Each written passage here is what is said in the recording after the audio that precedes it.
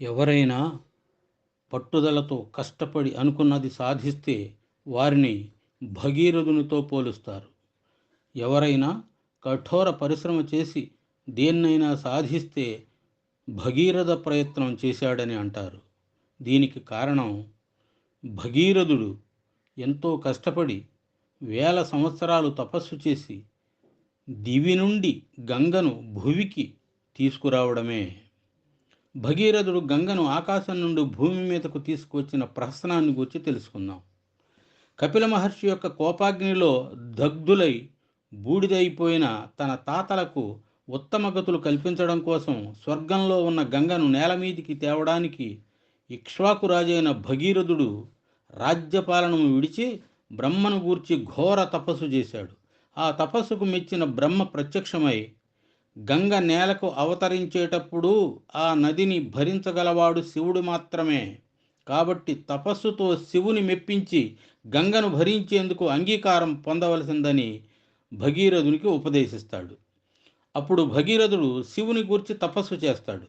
ఆ తపస్సుకు మెచ్చిన శివుడు భగీరథుని కోరిక మన్నించి మహావేగంతో పైనుండి దూకిన గంగను తన జటాజూటంతో బంధిస్తాడు.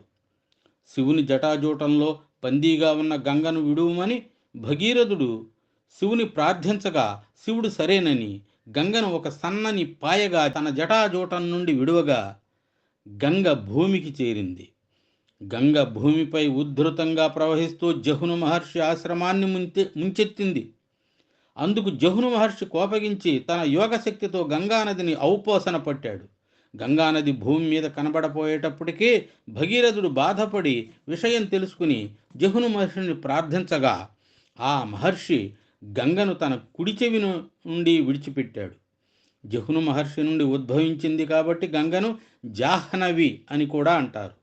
తర్వాత గంగ భగీరథుని అనుసరించి పాతాళలోకం చేరి బూడిద రూపంలో ఉన్న భగీరథుని తాతలపై ప్రవహించి వారికి ఉత్తమ గతులు ప్రాప్తింపజేసింది.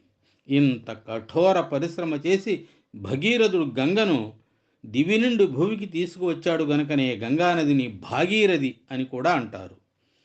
పవిత్రమైన గంగను భూమికి తీసుకువచ్చి ఆ పవిత్ర గంగాజలాల్లో మునుక వేసి పాప పరిహారం చేసుకునే అదృష్టాన్ని మనకు కలుగజేసిన భగీరథునికి మనం సదా కృతజ్ఞులమై ఉందాం.